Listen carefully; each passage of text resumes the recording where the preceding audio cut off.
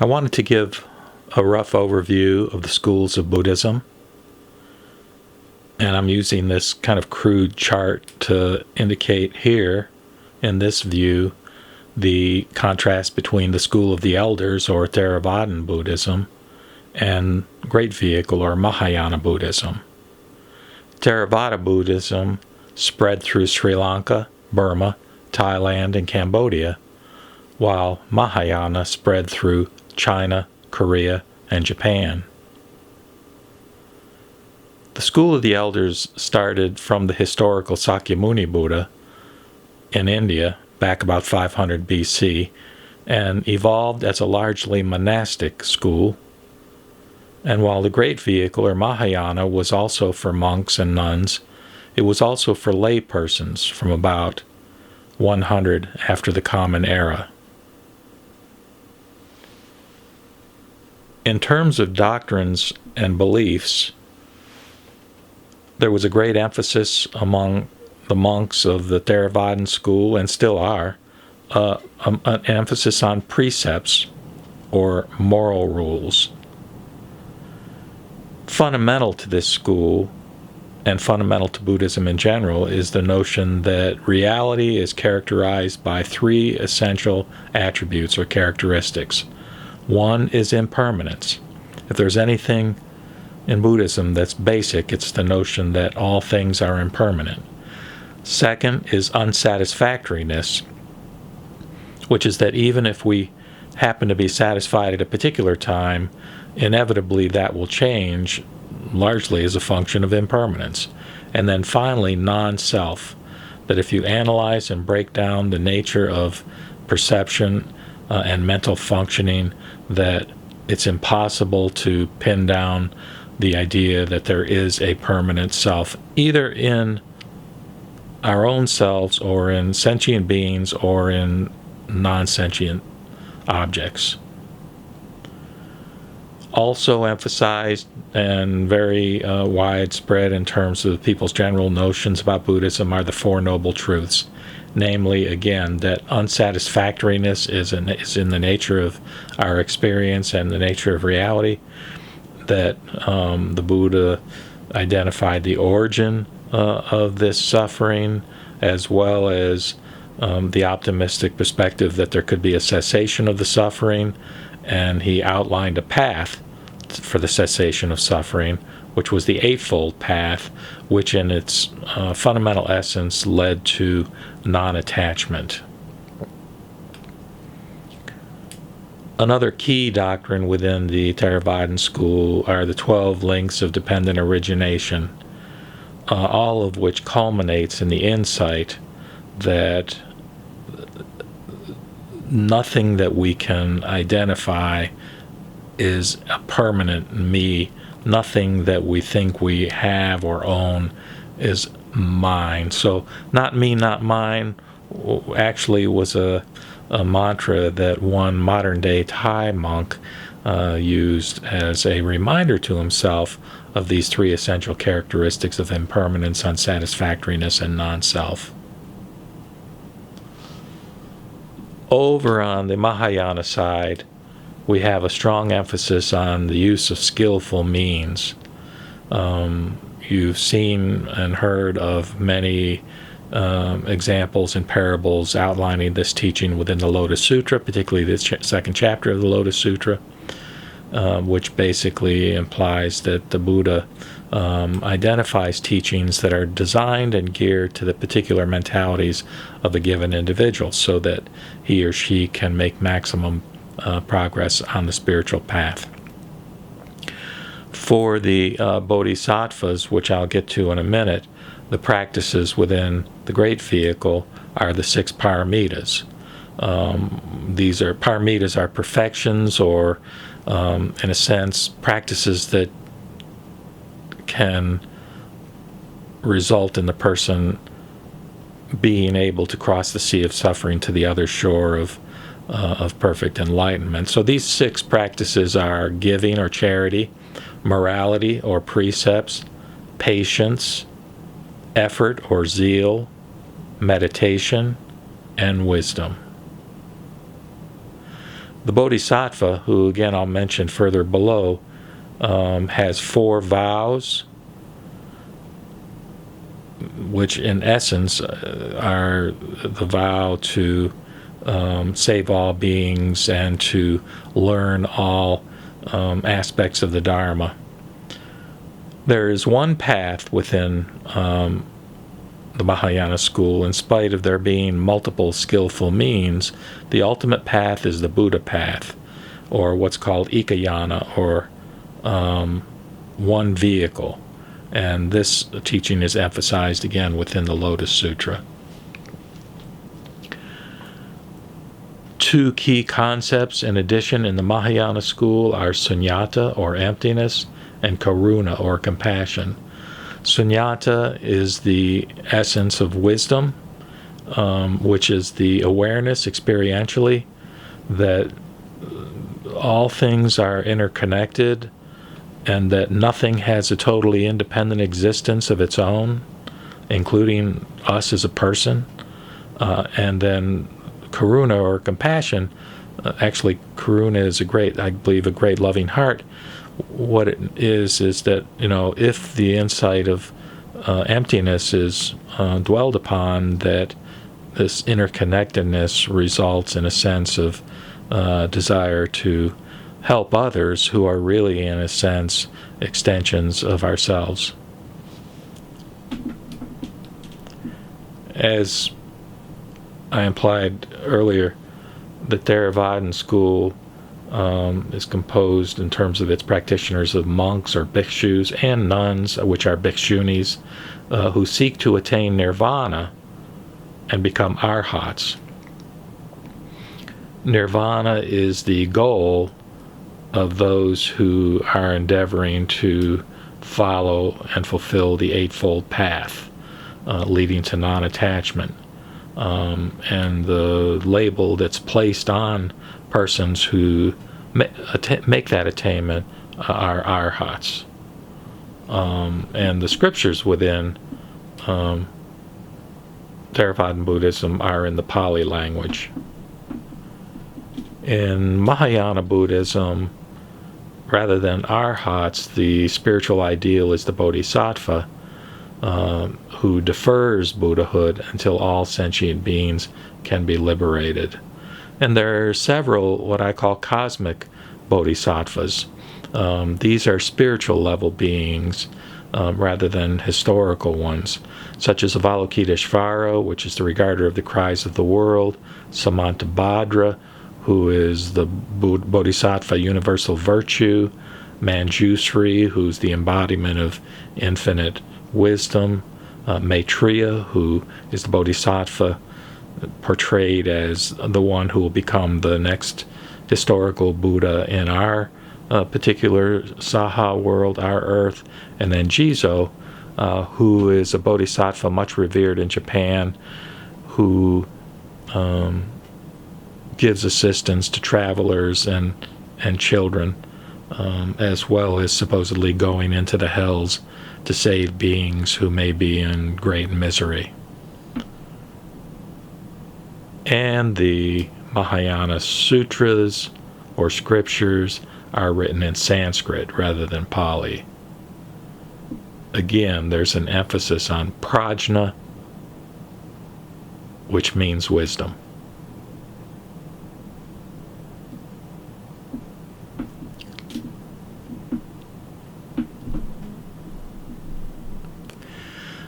Now, sticking with some of the sects within Mahayana Buddhism, what we have are the Shingon sect, which is an esoteric sect. And then we have Tiantai or Tendai, which is a sect that emphasized study and practices dictated by the Lotus Sutra. And the Tendai school led to the 13th century development of Zen Buddhism, Pure Land Buddhism and Nichirenism. There are two subsects within Zen, which are Soto Zen and Rinzai Zen, and within Pure Land, there is Shin Buddhism, or Jodo Shinshu, which is true Pure Land Buddhism, which in this country evolved into the Buddhist Churches of America, which is a branch of the Japanese Jodo Shinshu school. And in terms of Nichirenism, which was established on the basis of the monk Nichiren's interpretation of the Lotus Sutra, that evolved into a modern form of Buddhism called SGI, or Soka Gakkai, which is actually one of the few forms of Buddhism that encourages propagation through active proselytization, and which is a very fast-growing form of Buddhism in the West. These three, Zen, Pure Land, and Nichirenism, are all so-called single practice schools. So that in Zen, the practice is zazen, or meditation, sitting meditation. I think they typically actually face the wall when they're meditating. And unlike the Theravadan school, where meditation, you'll recall, is part of the, I may not have mentioned it in this video, part of the Eightfold Path, there the goal is actually to attain nirvana. Within Zen, there is no goal. There's no actual goal. The interpretation, I think, by Dogen, one of the Soto Zen, the Soto Zen founder, is that while a practitioner is sitting zazen, in effect, they are the Buddha. Well, we all are the Buddha, in effect. And sitting meditation is kind of a pure manifestation of that status, if you will. In the Pure Land school, particularly within Jodo Shinshu, the single practice was the recitation of the name of the Buddha, Amitabha. So that the phrase used, for example, in Jodo Shinshu is Namo Amida Butsu, which means I take refuge in Amida Buddha. There again, just like Zen, there is no goal, so to speak, that one is trying to attain by reciting the Nembutsu. One has already presumably experienced faith that Amida Buddha, through his vow, has given the believer assurance that he or she will be reborn in his pure land of bliss when he dies. So saying the Nembutsu is simply a form of expression of gratitude. It's not a type of prayer that the believer is expecting to get any benefit from. In Nichirenism, particularly SGI, a little bit different in the sense that they also have a single practice of recitation, and what it is essentially the title of the Lotus Sutra, Nam Myoho Renge Kyo, which means basically I honor the teachings within the Lotus Sutra. But within the SGI subsect of Nichirenism, I think there is probably a sense that by saying this phrase over and over many, many times, it can bring one more in consonance with his or her Buddha nature and result in positive effects in his or her personality and life. So there I just had that respectively in terms of the single practice. Zen, it's Zazen. Pure Land, it's the Nembutsu. And in Nichirenism or SGI sect, it's the Daimoku, which is just simply the reference to that phrase, Nam Myoho Renge Kyo.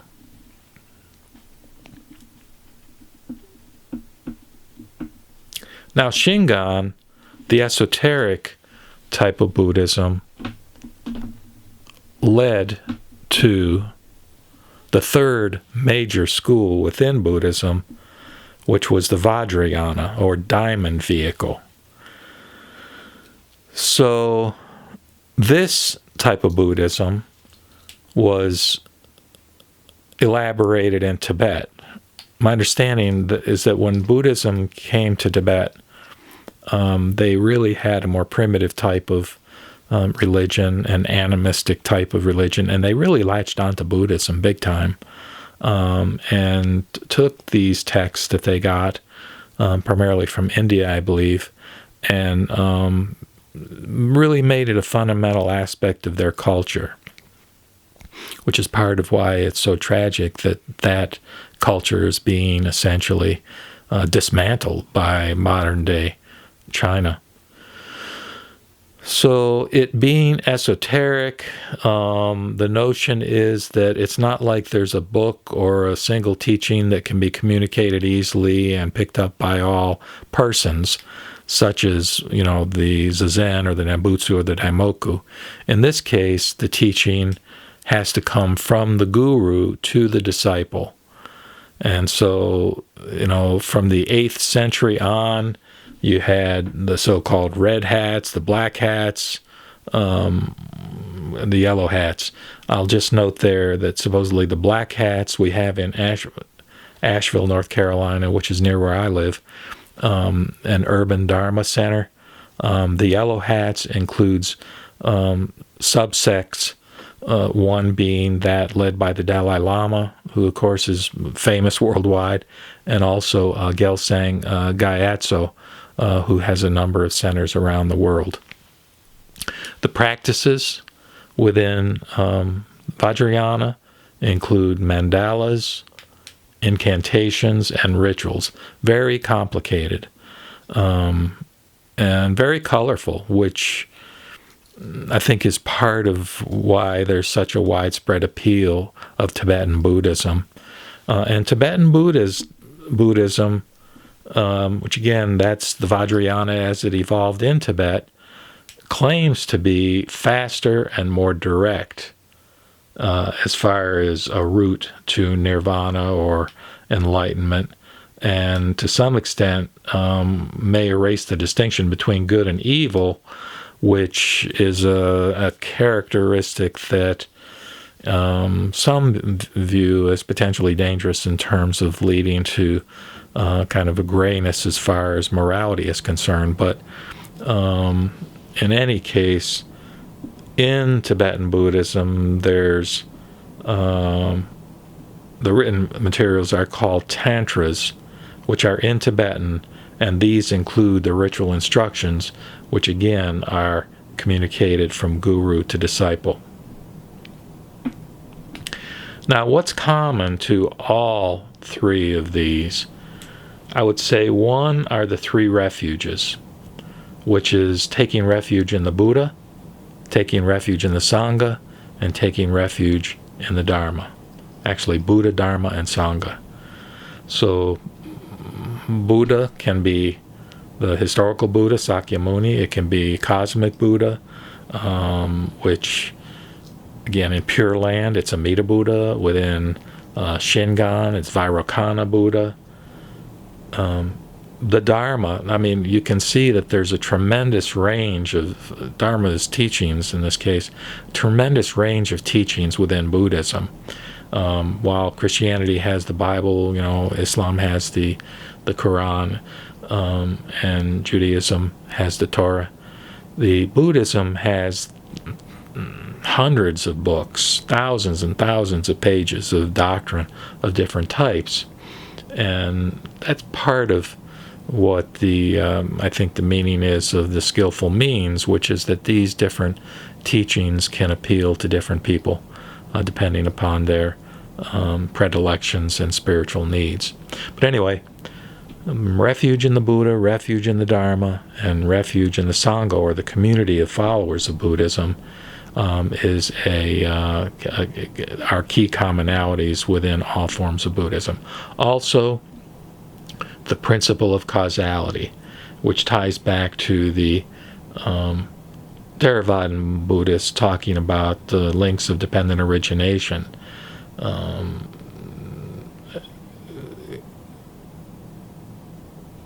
I just have there some copies of the Lotus Sutra that this crude chart is setting on. Over to the right, what I have are some of the Mahayana sutras. You know, I put more emphasis in this video on Mahayana because, you know, that's the school that I have followed most carefully. You've got here the Lotus Sutra that I've made many videos on and done some recitation of.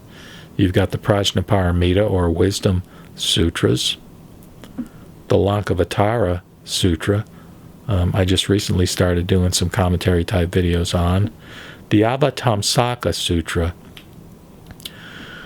or Flower Garland Sutra. I've briefly referenced. It's a tremendous work that, again, some people view as the ultimate, even beyond the Lotus Sutra, as the greatest teaching within Mahayana Buddhism. And if you want to hear some excellent podcasts, or also he has them in YouTube videos, Heng Sure at the Berkeley Buddhist Monastery has done some in-depth commentaries on, you know, nitty-gritty chapters within the nitty-gritty sections of chapters within the Avatamsaka Sutra. Very, very fine presentations. You've got the Surangama Sutra, the Queen Srimala Sutra, the Vimalakirti Sutra, the Vows of Jizo, and the Sukhavati Sutras are the Pure Land Sutras. And you probably can't read it very well, but that's just my expression of the Nembutsu there. Namo Amida Boots, which is my lineage. Dabu. Dabu. Dabu.